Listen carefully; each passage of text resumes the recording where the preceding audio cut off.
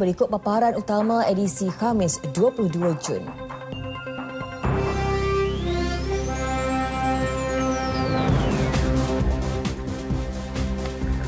Mahkamah Jenayah Seksual terhadap kanak-kanak pertama di Malaysia dirasmi.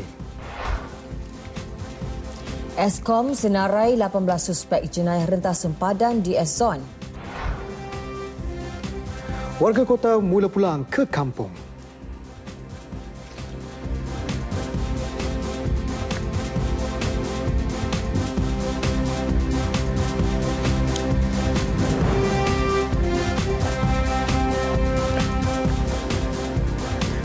Perdana Menteri Datuk Seri Najib Tun Razak bersetuju dengan saranan agar semua kes di Mahkamah Jenayah Seksual terhadap kanak-kanak diselesaikan dalam tempoh setahun. Ia bukan sahaja mempercepatkan tempoh pelupusan kes, malah giliran bagi perbicaraan kes turut lebih singkat.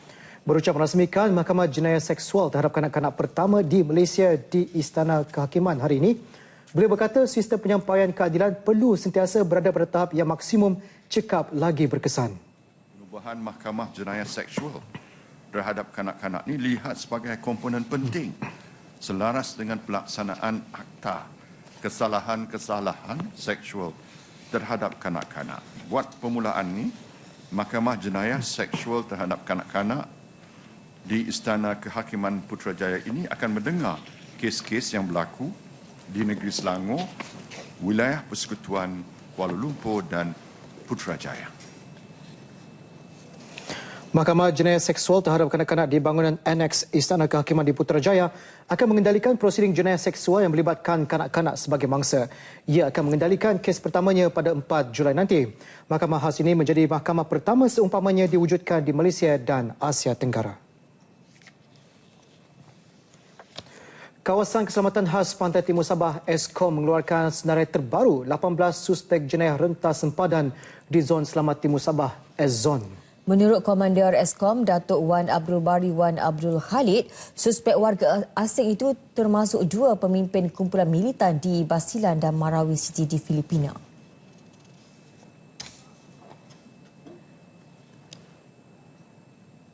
Ketika ditemui RTM di Lahad Datu, Datuk Wan Abdul Bari meminta orang awam menyalurkan maklumat mengenai suspek yang dipercayai menyamar sebagai pendatang asing tanpa izin dan nelayan kepada Eskom. Jadi ekoran setelah kita keluar pada bulan Julai tahun 2016, maka hingga sekarang daripada gambar ni kita telah pun tinggal 18 dan sebagainya. Okay. Ada juga suspek-suspek yang kita tidak berjaya dan tidak ada gambar lah. Eskom juga sedang mendapatkan maklumat terbaru mengenai kesemua suspek itu daripada pihak berkuasa keselamatan Filipina. Antara individu yang tersenarai termasuk lelaki yang dikenali sebagai Isnilan Hapilon. 3 hari menjelang Aidilfitri, ramai warga kota telah mula bergerak ke destinasi masing-masing sama ada menggunakan kenderaan sendiri maupun pengangkutan awam seperti bas dan kapal terbang. Laluan di liburan utama kenderaan mulai bertambah trafik, bagaimanapun lancar dan terkawal. Tinjauan RTM sejak jam 10 pagi di Plaza Tol Sungai Besi mendapati aliran trafik dari ibu negara ke arah selatan mendapati masih lagi terkawal. Di sebelah tengah hari pula menunjukkan sedikit penambahan bilangan kenderaan, namun aliran trafik masih lagi terkawal dan berlaku sedikit kesesakan pada lewat petangnya. Namun pihak PLAS memaklumkan di sebelah malam ini dijangka berlakunya peningkatan bilangan kenderaan yang menggunakan lebuh raya utara selatan. Berikutan hari ini merupakan hari terakhir persekolahan. Sementara itu, sejumlah 75,000 pengguna perkhidmatan bas ekspres dari Terminal Bersepadu Selatan TBS dijangka pulang ke kampung sempena sambutan Aidilfitri ini. Daripada jumlah itu, 20,000 berlepas pada hari ini.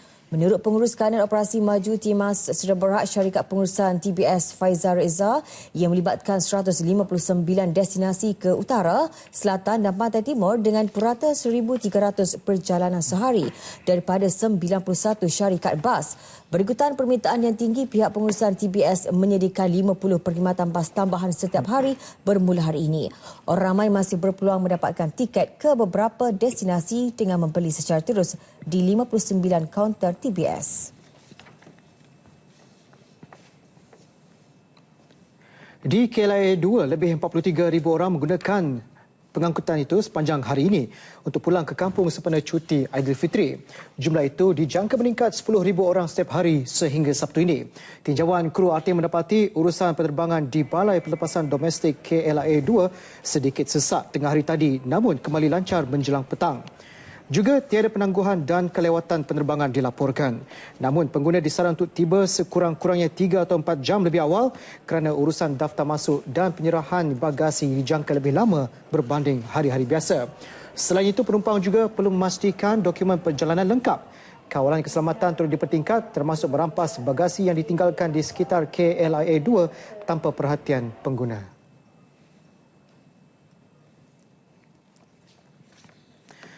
Baik, keadaan hujan di beberapa lokasi dijangka akan menyebabkan trafik perlahan di beberapa kawasan. Ya, laporan dari Lembaga Lebuh Raya Malaysia LLM Bangi bersama wartawan Mohan Cinasami. Mohan, silakan. Baik, terima kasih Kamal Firmansyah dan Atika Naim di studio. Seperti yang anda sudah maklum, saya masih lagi berada di Lembaga Lebuh Raya Malaysia LLM Bangi bagi laporan trafik terkini di beberapa lebuh raya utama negara. Secara keseluruhannya, keadaan trafik ke arah utara dan timur dilihat mulai perlahan di beberapa lokasi ekoran pertambahan jumlah kenderaan dan keadaan ini dijangkakan akan berterusan sehingga ke lewat malam memandangkan warga kota telah membuat perjalanan pulang ke kampung halaman masing-masing. Baik, antara lebuh raya yang mengalami perubahan trafik adalah seperti berikut. Baik, kita terus ke kamera yang pertama iaitu di arah timur terlebih dahulu. Seperti yang anda dapat saksikan, lebuh raya KL Karak sekitar Genting Sepah, trafik dilihat mulai perlahan di antara selepas Plaza Tol Gombak ke Bukit Tinggi sepanjang hampir 12 km sejak dari jam 5 petang bermula dari kilometer 25 sehingga ke kilometer 37. Baik, seterusnya kita ke kamera yang kedua iaitu tinjauan keadaan trafik ke arah utara sekitar persimpangan Subang di lebuh raya Plus NKVE. Seperti yang anda dapat saksikan, trafik pada waktu ini kelihatan perlahan di antara Subang ke Damansara. Trafik itu dilaporkan perlahan dari Slim River ke Sungai. Seterusnya kita ke kamera yang ketiga iaitu masih lagi tinjauan keadaan trafik ke arah utara sekitar Simpang Pulai. Seperti yang anda dapat saksikan, trafik pada waktu ini kelihatan perlahan di antara Gua Tempurung ke Gopeng terus ke Simpang Pulai. Selain itu, trafik turut perlahan dari Terowong Menora ke Kuala Kangsar dan sekitar Juru ke Sungai Dua. Baik, dan akhir sekali tinjauan keadaan trafik ke arah selatan di Lebuh Raya Plus E2 sekitar Sungai Besi. Seperti yang anda dapat saksikan, trafik ke arah selatan masih perlahan dan masih terkawal dari Sungai Besi ke Nilai, seterusnya ke Seremban. Namun keadaan trafik perlahan selepas tol Sungai Besi ke arah pusat bandar.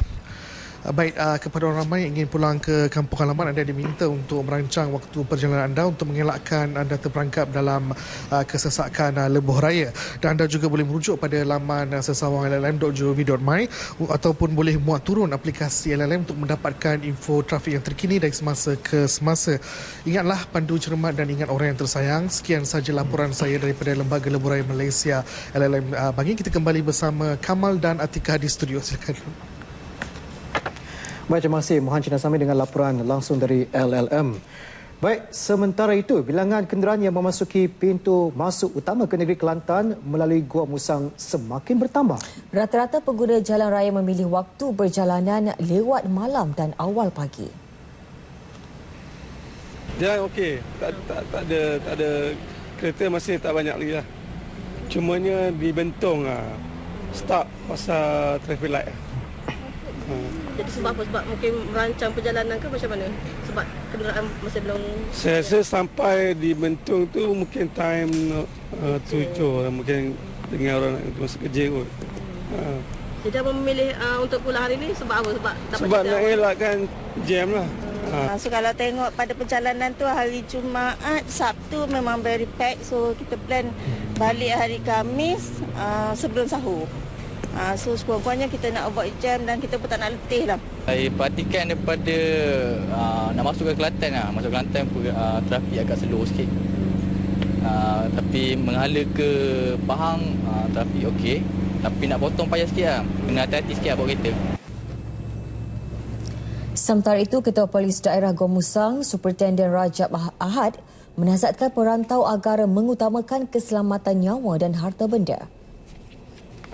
Saya berharap semua sekali meningkatkan tahap kesabaran.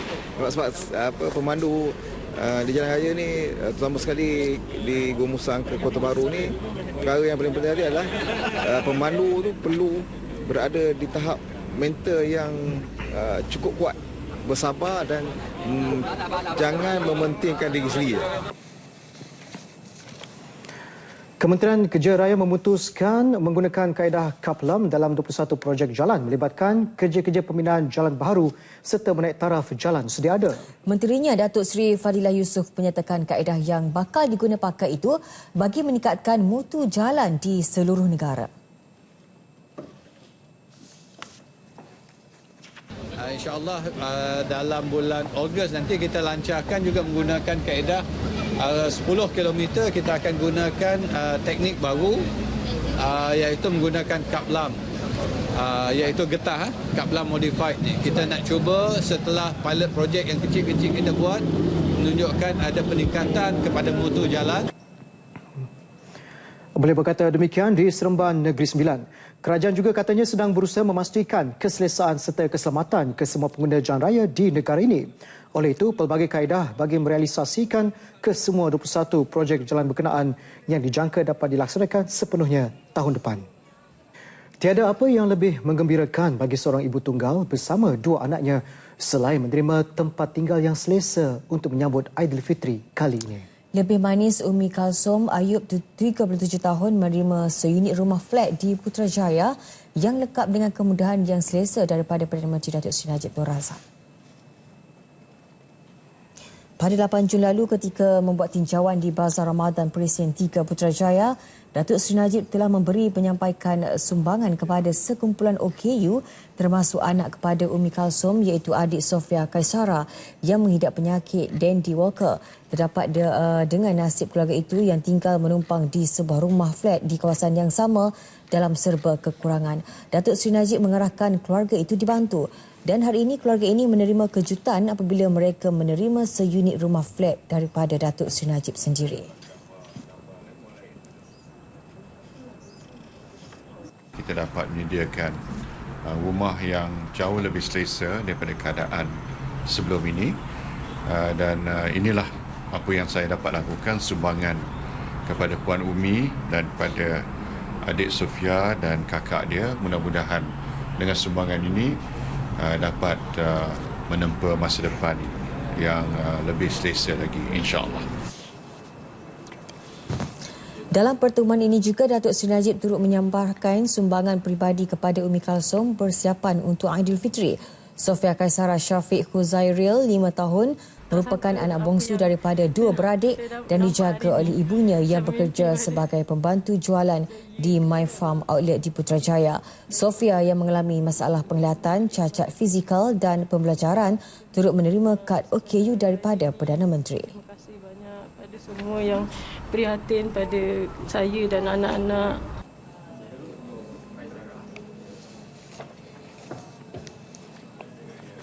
Siri ketiga laporan khas Baiti Jannati hari ini membawakan kisah hidup seorang ibu tunggal yang cekal memperjuangkan nasib keluarga dan sejak kehilangan suami tercinta pada 2002, hidup sekeluarga Rosnah Ali bagaikan sudah jatuh ditimpa tangga.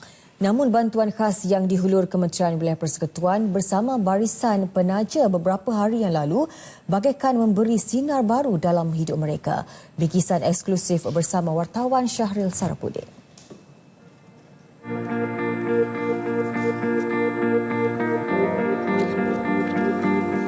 Setiap insan bergelar wanita impikan hidup yang selesa dan bahagia bersama suami dan anak-anak.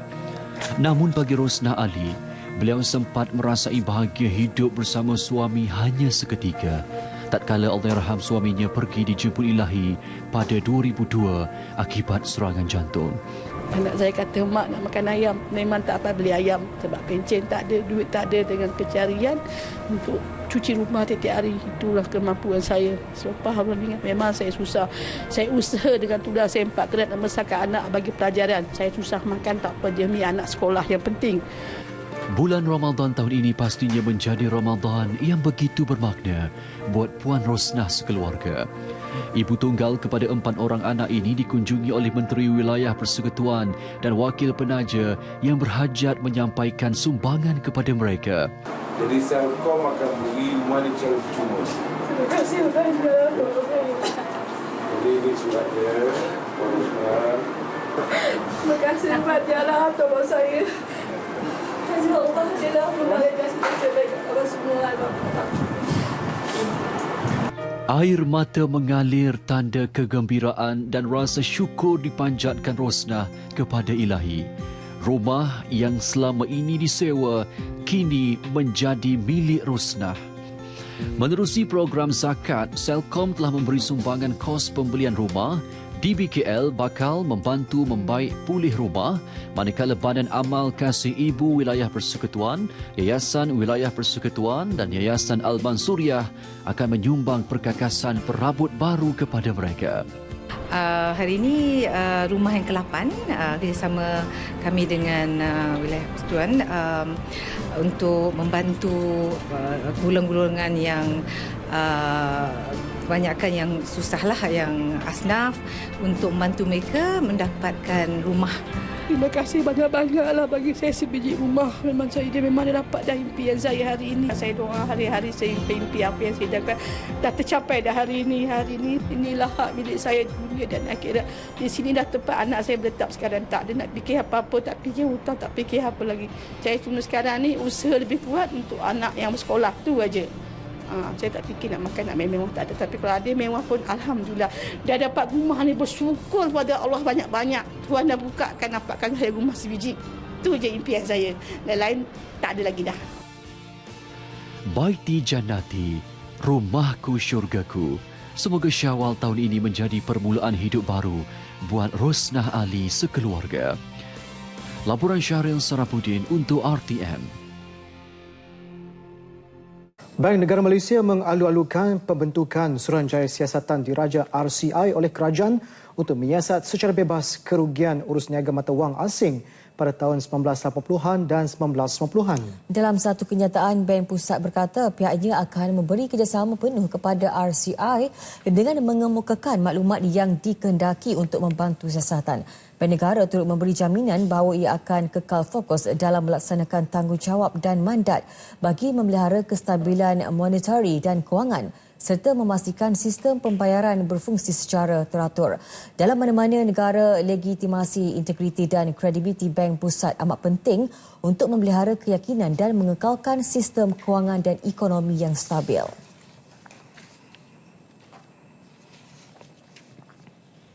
Sementara itu, Bank Pusat dalam kenyataan berasingan memaklumkan Rizab Antarabangsa Bank Negara Malaysia berjumlah $98.7 bilion Amerika bersamaan 436.1 bilion ringgit pada 15 Jun 2017. Ia berbanding $98 bilion Amerika bersamaan dengan 433.3 bilion ringgit yang dicatatkan pada 31 Mei 2017. Paras Rizab ini mencukupi untuk membiayai 8.2 bulan import tertangguh dan merupakan 1.1 kali hutang luar negeri jangka pendek. Komponen utama Rizab Antarabangsa ialah Rizab Mata Wang Asing $92.3 bilion Amerika, paras Rizab Tabung Kewangan Antarabangsa $0.8 bilion, hak pengeluaran khas SDR $1.1 bilion, emas $1.5 bilion dan aset Rizab lain $3.0 bilion. Permodalan Nasional Berhad PNB mengumumkan pengagihan pendapatan amanah saham didik ASD sebanyak 6 sen seunit bagi tahun kewangan berakhir 30 Jun 2017. Turut diumumkan agihan pendapatan bagi amanah saham nasional 2 ASN2 pada 3.1 sen seunit.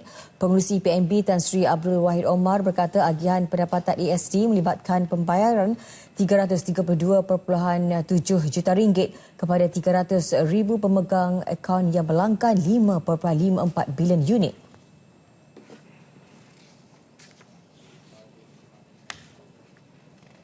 Untuk ESD, dia terdapat portfolio rebalancing dan exposure kepada sektor telekomunikasi yang kurang memberansangkan. lain sedikit berbanding dengan ASN 2 di mana ia mempunyai banyak exposure di dalam syarikat dalam sektor kewangan, di mana kita mendapati bahawa prestasi syarikat dalam perkhidmatan kewangan adalah lebih baik. Sebab itulah peluangan ASN 2 untuk tahun berakhir 30 Jun 2017 ini adalah lebih baik untuk ASN 2, menjadikan peluangan setinggi 11.9%. Agihan pendapatan ASN 2 pula melibatkan pembayaran 45.8 juta ringgit yang akan memanfaatkan lebih 24,000 pemegang akaun yang melanggan 1.48 bilion unit. Sementara itu, PNB mencatatkan peningkatan 18.2% pendapatan bersih kepada 6.7 bilion ringgit bagi tempoh 5 bulan pertama tahun ini, mencerminkan pasaran ekonomi dan ekuiti yang semakin baik. Aset di bawah pengurusan meningkat 4.1% kepada 265.6 bilion ringgit dengan nilai pasaran syarikat strategik PNB berkembang kepada 31 bilion ringgit. Perdana Menteri Datuk Seri Najib Tun Razak amat berharap dengan sumbangan dana sejumlah 3 juta ringgit mampu memberi kekuatan kepada Yayasan Kebajikan Atlet Kebangsaan YAKIB untuk terus memainkan peranan penting membantu bekas-bekas atlet negara. Sewajarnya lah kita melakukan segala usaha untuk menjamin bahawa setelah mereka berhempas pulas menaikkan imej negara Malaysia, mengharumkan nama negara, walaupun mereka tidak lagi aktif, tetapi kebajikan mereka ni perlulah kita jaga dengan sebaik mungkin. Pada saya, Datuk Seri amat prihatin kepada bekas-bekas atlet ni yang mana telah berumur, telah ada yang kurang upaya. Jadi dengan adanya sumbangan yang sebegini, mereka dapat disalurkan kepada mereka untuk meringankan beban yang mereka hadapi. I would like to thank our Prime Minister for being very kind to us, to help us out at the time when the Yayasan is really in need of. He has been very kind to us throughout. Sebelum ini, YAKIB dikhabarkan menghadapi masalah dana untuk meneruskan pembiayaan perubatan kepada bekas-bekas atlet dan diharapkan dana yang diterima ini mampu menyelesaikan masalah yang dihadapi YAKIB. Menjelang Tamasya Sukan SEA KL 2017, Persatuan Luncur Ais Malaysia ISAM yakin 3 emas dalam genggaman skuad kebangsaan. Bahkan jika berdasarkan prestasi semasa, lebih banyak emas mampu dirangkul atlet negara. Keyakinan itu disuarakan Presidennya Muhammad Fazli Johan. Presidennya Muhammad Fazli Johan. Our focus is yes, we're going to get 3, 1 from Julian Yee and 2 from the short track speed skating. Our relay team is very strong because we are number 4 in Asia when we competed in the Asian Winter Games in Sapporo. And hopefully we will do our best, but kalau ada lebih, it will be bonus to YB Minister because we want to make sure that Malaysia will be the champion for the SEA Games 2017. That is our aim. 3 emas disasarkan bakal dituai menerusi Julian Yee dalam acara figure skating dan 2 menerusi short track speed skating. Buat masa ini, kesemua atlet sedang menjalani latihan di luar negara. Skuad short speed skating kini berada di Korea sementara figure skating berada di Kanada dan Amerika Syarikat. Sukan SEA Kuala Lumpur 2017 bakal berlangsung 19 hingga 30 Ogos depan, menyaksikan buat julung kali sukan musim sejuk diadakan dalam Tamasya Dwi Tahunan Asia Tenggara ini. Daripada 8 pingat emas yang dipertandingkan, 3 disasarkan untuk dirangkul oleh atlet-atlet luncur ais negara. Mampukah mereka melakukannya? Sama-sama kita nantikan Sukan SEA Kuala Lumpur 2017 Ogos nanti. Laporan Siti Aisyah Basli. Baik, Nasional 8 berakhir di sini dan visual berbuka puasa beramai-ramai dalam talam di Masjid Jamek Kapitan Keling, Georgetown, Pulau Pinang menutup paparan malam ini. Dan kepada yang dalam perjalanan pulang ke kampung, ingatlah insan-insan yang tersayang. Berhati-hati di jalan raya. Dengan itu, Assalamualaikum. Dan salam satu Malaysia.